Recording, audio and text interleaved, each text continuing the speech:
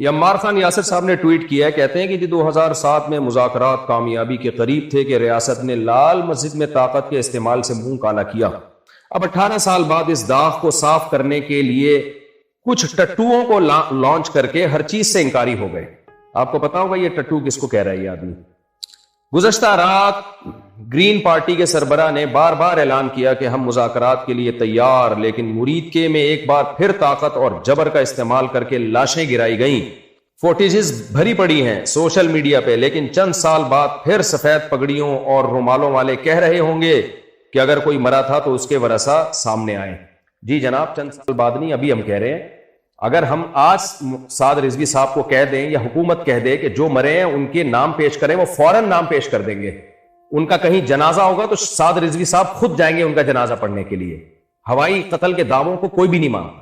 T L P کے جلسے میں اگر حکومت نے لوگوں کو مارا ہے, غلط مارا ہے, ہم اس کی مذمت کرتے ہیں, لیکن اگر سعد رضوی صاحب سے یہ سوال میں کروں یا آپ کریں کہ ان کے نام پیش کرو تو وہ فوراً پیش کر دیں گے. یہی فرق ہے ٹی ایل پی کے جلسے کے واقعے میں جو ظلم ہوا اور جامع حفصہ کے واقعے میں, کہ 18 سال سے جامع حفصہ میں مطالبہ کیا جا رہا ہے کہ آپ ان بچیوں کے نام, ان کے وارثوں کے نام پیش کریں, آپ نام پیش نہیں کر رہے ہیں. عمار یاسر صاحب, قتل کا مبہم دعویٰ کبھی بھی قبول نہیں کیا جاتا.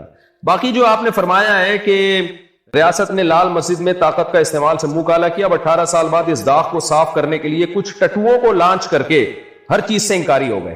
پہلا تو آپ نے جو الزام لگایا کہ ہر چیز سے انکاری ہو گئے, اس الزام کی کیا دلیل ہے آپ کے پاس؟ مفتی عبدالرحیم صاحب کے بیانات موجود ہیں.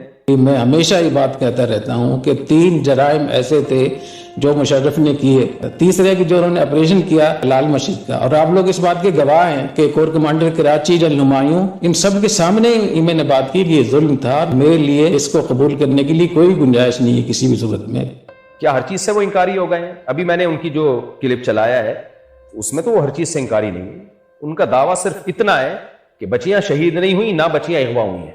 جو شہادتیں ہوئی ہیں ان کو انہوں نے تسلیم بھی کیا ہے, فوج کی غلطی بھی قرار کیا ہے, فوج کی غلطی بھی قرار دی ہے. میں نے بھی یہ کام کیا ہے, ان کی تقلید میں نہیں. میں تو یہ کام 7 سال پہلے کر چکا تھا, مفتی عبدالرحیم صاحب سے پوچھے بغیر, ان سے جانے بغیر. میں خود 7 سال پہلے میرا بیان موجود ہے جس میں نے کہا تھا کہ جتنا ظلم ہوا ہے اس کو ہم مانتے ہیں کہ وہ ظلم ہے, لیکن بچیاں شہید نہیں ہوئی. یہ 7 سال پہلے میں نے بیان دیا تھا. آپ کہہ رہے ہو کہ ہر چیز سے انکاری ہو گئے, تو آپ نے ہماری طرف یہ بات منسوخ کیوں کی جو ہم کہتے ہی نہیں ہیں؟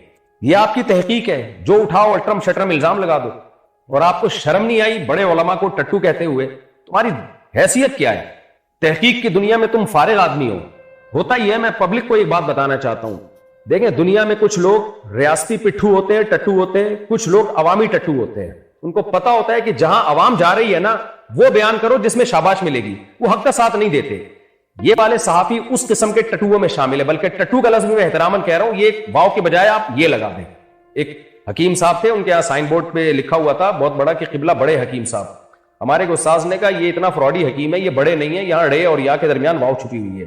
تو یہ آپ نے جو ٹٹو جیسا لفظ استعمال کیا نا, تو آپ نے اپنی اوقات اصل میں دنیا کو بتائی ہے کہ تم کیا ہو. سعد رضوی صاحب سے اگر کوئی پوچھے گا نا کہ ٹی ایل پی میں کون کون سے لوگ لاپتہ ہیں اور کون کون سے لوگوں کو حکومت نے قتل کیا ہے, میں سمجھتا ہوں سعد رضوی فوراً ان لوگوں کے نام پیش کر دیں گے. فوراً لوگوں کا نام پیش کر دیں گے. 18 نہیں 36 سال کے بعد بھی پوچھا جائے, 36 سال کے بعد بھی سعد رضوی نے ان کا نام پیش کرنا ہے.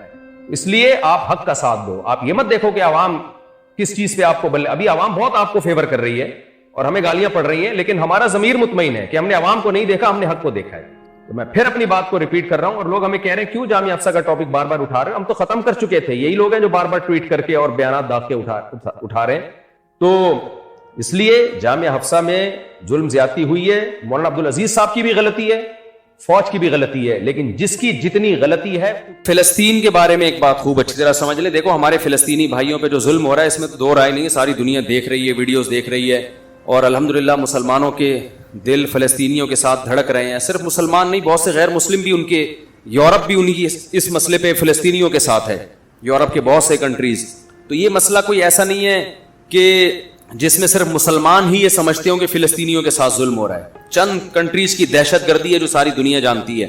اب دیکھو, اس میں مسئلہ پتہ ہے کیا ہوتا ہے؟ مسئلہ یہ ہوتا ہے کہ ایسے موقع پہ لوگ ہمارے جذبات سے غلط فائدہ اٹھا لیتے ہیں. ابھی میں دیکھ رہا ہوں بہت سے لوگ چندے کی اپیلیں کر رہے ہیں.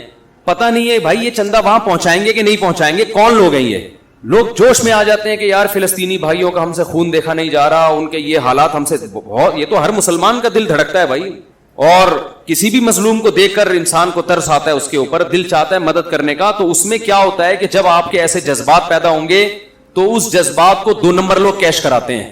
تو جب تک کوئی آتھینٹک ادارہ نہ ہو, آپ کو 100% یقین نہ ہو کہ یہ رقم ہماری فلسطینیوں کی مدد ہی کے لیے پہنچے گی, اس وقت تک آپ کسی کے ساتھ تعاون کی کوشش نہ کریں. جب رونگیان میں میانمار میں یہ سلسلہ شروع ہوا تھا, وہاں ظلم ہونا شروع ہوا, تو کچھ فراڈی لوگوں نے بھی ان کے نام پہ چندے کرنا شروع کر دیے تھے. تو میں نہیں کہہ رہا کہ سارے فراڈی ہیں, لیکن فلسطینیوں کے پر جو ظلم ہو رہا ہے, ہم سب اس کے حق میں احتجاج کر رہے ہیں, یعنی اس ظلم کے خلاف احتجاج کر رہے ہیں فلسطینیوں کے حق میں. تو لیکن اس میں جو مالی مدد کا جو عنصر ہے کہ ان کی مدد کیسے کی جائے, تو اس میں کہیں کوئی 2 نمبر لوگ آپ کو بے وقوف نہ بنا لیں. اس میں کسی پر جلدی بھروسہ نہ کریں جب تک کوئی ریلائبل ادارہ نہ ہو, پراپر آپ کو 100% اس کے بارے میں یقین نہ ہو. دوسری بات یہ کہ اس وقت ہماری حکومت کی, دیکھو ہم جو چھوٹا موٹا احتجاج کر رہے ہیں, ادھر یوٹیوب پہ کر دیا, ادھر فیس بک پہ کر دیا, اس سے ہونے والا کچھ بھی نہیں ہے. یہ بھرپور طریقے سے, جیسے نبی صلی اللہ علیہ وسلم کی ناموس کے لیے جو ریلیاں نکلی تھی بہت بڑے پیمانے پر, آپ صلی اللہ علیہ وسلم کی ناموس کے لیے جیسے گستاخانہ خاکے بنائے جاتے ہیں, تو پوری ایک بھرپور طریقے سے احتجاج ہوتا ہے. دنیا دیکھتی ہے, ریلیاں نکلتی ہیں, پرامن ریلیاں, تشدد کے قائل نہیں ہے کہ مار دھاڑ کی جائے اور توڑ پھوڑ کی جائے, ہم اس کے قائل نہیں ہیں, لیکن احتجاج بھرپور طریقے سے ہونا چاہیے. یہ جو عوامی چھوٹا موٹا احتجاج ہے نا, وہ یہ بھی بیچاروں کا, لوگوں کا اپنا غم ہے, وہ شیئر کر رہے ہیں, یہ بھی ضروری ہے, لیکن اس کو عالمی عدالت میں اس وقت صحیح معنوں میں اٹھایا جائے گا جب بھرپور طریقے سے ریاستی سطح پہ اس پہ آفیشلی جب تک احتجاج نہیں ہوگا, اس وقت تک یہ اس احتجاج کو ہم احتجاج نہیں کہیں گے. تو ہماری گورنمنٹ کی ذمہ داری ہے, اور اسلامی کنٹریز, یا بلکہ اس میں تو اور بھی کنٹریز فلسطینیوں کے ساتھ ہیں, یہ انسانیت کا مسئلہ ہے, صرف مسلمانوں کا مسئلہ نہیں ہے. دیکھیں دنیا میں چاہے غیر مسلم پہ بھی ظلم ہو تو آواز تو سبھی اٹھائیں گے نا اس کے خلاف. یہ تو نہیں کوئی کہیں گے کہ یہ چونکہ غیر مسلم ہے لہذا اس پہ ظلم ہونے دو, یہ تو کوئی بھی دنیا میں اس کا قائل نہیں ہے. تو ان سے ہمارے 2 رشتے ہیں, ایک اسلام کا رشتہ ہے اور دوسرا انسانیت کا رشتہ ہے. تو ہمارا ڈبل حق ہے, لیکن بہرحال انسانیت کے ناطے پوری دنیا کی یہ ذمہ داری ہے. تو اس پہ بھرپور طریقے سے احتجاج ریکارڈ کروانے کی ضرورت ہے, اور بھرپور طریقے سے ملک میں ریلیاں ہوں, پرامن ریلیاں نکلیں, پرامن, یعنی عوام جب تک سڑکوں پہ نہیں آئے گی, دنیا کو احتجاج ریکارڈ نہیں کروائے گی. اسرائیل بھی دیکھے گا بھائی اس مسئلے پہ ساری دنیا جو ہے میرے اگینسٹ ہے, اس وقت تک اسرائیل کی صحت پہ کوئی خاص اثر پڑنے والا نہیں ہے. وہ تو ویسے بھی اثر نہیں پڑ رہا اس کی صحت پہ, لیکن جو تھوڑا بہت اثر پڑ سکتا ہے, ہوتا یہ کہ ہم یہ چھوٹے موٹے احتجاج کر کے نا اپنی صلاحیتوں کو ضائع کر دیتے ہیں. جو دیکھو آپ کی گاڑی میں پیٹرول ہے نا,